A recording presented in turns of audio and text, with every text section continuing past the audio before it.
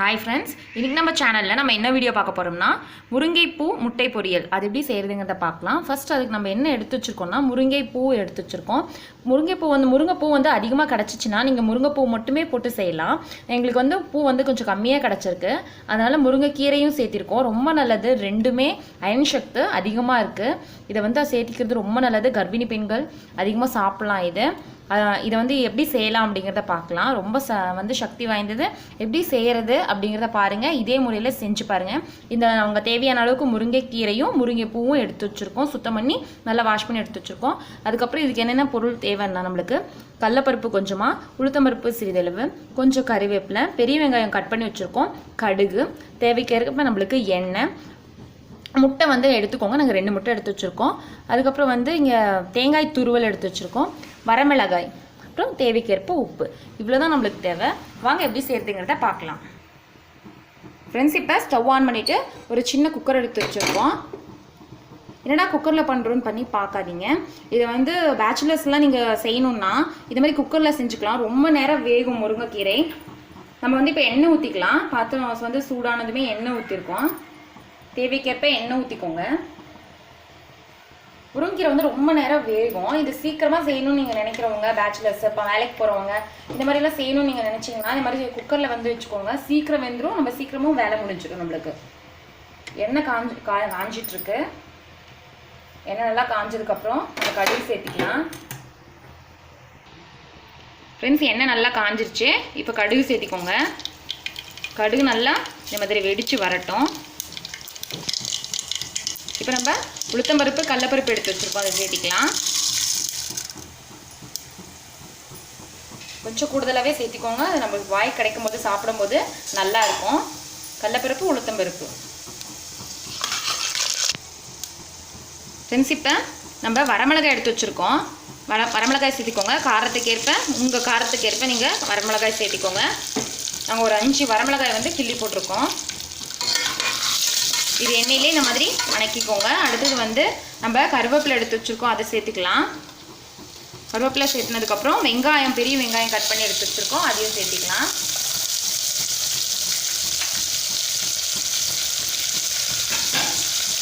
மிளகாய் தூள் கூட சேர்த்துலாம். ஆனால் இந்த மாதிரி வரமிளகாய் சேர்த்து செஞ்சு பாருங்கள். டிஃப்ரெண்ட் டேஸ்ட் இருக்கும். அது ஒரு டேஸ்ட்டாக இருக்கும். இது ஒரு டேஸ்ட் உங்களுக்கு கண்டிப்பாக கிடைக்கும். கீரை செய்யும்போது இந்த மாதிரி செஞ்சு பாருங்கள். நல்லா எண்ணெயில் வணக்கிக்கலாம். ஃப்ரெண்ட்ஸ், பாருங்கள், கொஞ்சம் மாதிரி கலர் மாறி இருக்குது பார்த்தீங்களா? கொஞ்சம் இந்த மாதிரி கலர் மாறணும். அந்தளவுக்கு நல்லா வணக்கிடணும். வெங்காயம் வந்து நல்லா வணங்கின அளவுக்கு டேஸ்ட்டாக இருக்கும். எண்ணெயில் நல்லா இந்த மாதிரி வணக்கிக்கோங்க. ஃப்ரெண்ட்ஸ், பார்த்தீங்களா, நல்லா வணங்கிடுச்சு. இப்போ நம்ம முருங்கைப்பூ கீரை சேர்த்திக்கலாம். முருங்கை இலையும் முருங்கை பூவும் சேர்த்திக்கலாம்.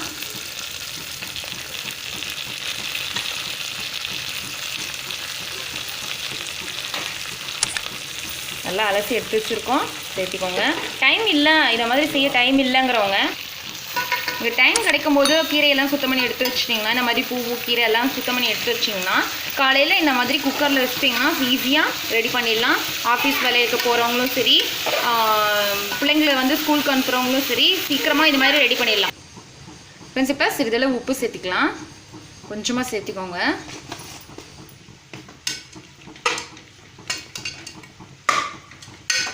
நல்லா கலந்தாச்சு. ஃப்ரெண்ட்ஸ், இப்போ லைட்டாக தெளிச்சு விட்ட மாதிரி தண்ணி ஊற்றிக்கோங்க. ரொம்ப வேணாம், லைட்டாக. ஃப்ரெண்ட்ஸ், இப்போ நம்ம தண்ணி தெளிச்சு வச்சு குக்கரை மூடி வச்சுக்கலாம். ஃப்ரெண்ட்ஸ், 3 விசில் விட்டு எடுத்து வச்சுட்டோம் குக்கரை. விசில் அடங்கினதுக்கப்புறம் ஓப்பன் பண்ணுங்கள். ஃப்ரெண்ட்ஸ், ஓப்பன் பண்ணி பார்க்கலாம். பாருங்கள், 3 விசில் தான். நல்லா வெந்துருச்சு. குயிக்காக நம்மளுக்கு வேலை ஆயிடுச்சு. ஃப்ரெண்ட்ஸ், பாருங்கள், நம்ம லேசாக தண்ணியை தெளிச்சு விட்டதால் தண்ணி வந்து அதிகமாக இல்லை, கரெக்டாக இருக்குது. அப்படி கொஞ்சமாக இருந்துச்சுன்னா இப்படி ஸ்டவ் ஆன் பண்ணி கொஞ்சம் நேரம் வச்சுருந்திங்கன்னா அந்த தண்ணி வந்து சுண்டிடும்.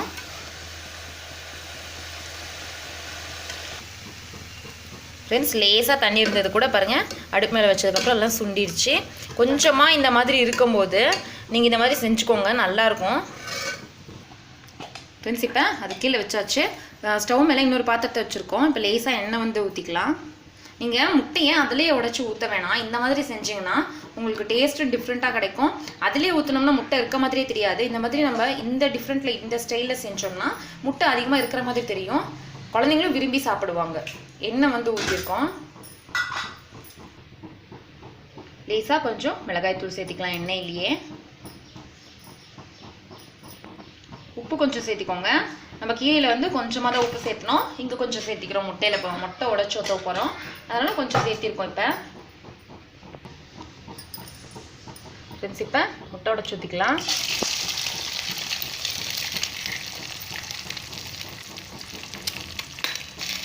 அடுப்பு வந்து கம்மியாக வச்சுக்கோங்க, சிம்மில் வச்சுட்டு செய்யுங்க. நல்லா இந்த மாதிரி கலந்துக்கலாம். ஃப்ரெண்ட்ஸ் பாருங்கள், நம்ம 4 முட்டை உடச்சி ஊற்றிருக்கோம். நீங்கள் உங்கள் டேஸ்ட்டுக்கு தகுந்த மாதிரி நீங்கள் எப்படி வேணாலும் எத்தனை முட்டை வேணாலும் நீங்கள் உடச்சி ஊற்றிக்கலாம். இந்த மாதிரி செஞ்சுக்கோங்க. நீங்கள் கீரையிலேயே உடச்சி ஊற்றாமல் இந்த மாதிரி தனியாக இந்த மாதிரி செஞ்சிங்கன்னா உங்களுக்கு அதிகமாக இருக்க மாதிரி இருக்கும், முட்டை இருக்கிற மாதிரி இருக்கும். ஃபஸ்ட் இதை நல்லா வணக்கி எடுத்துக்கோங்க. முட்டை வணக்கி எடுப்போம் இல்லையா நம்ம, அந்த மாதிரி நல்லா வணக்கி எடுத்துக்கோங்க. ஃப்ரெண்ட்ஸ் அடி பிடிக்காமல் இந்த மாதிரி கிளறிக்கோங்க. முட்டை வந்து கீழே அடி பிடிக்கும், கைவிடாமல் கிளறிக்கோங்க. இந்த மாதிரி தனித்தனியாக உதிரியாக வர்ற அளவுக்கு நல்லா கிளறணும். லேசாக கொஞ்சம் எண்ணெய் விட்டுக்கலாம்.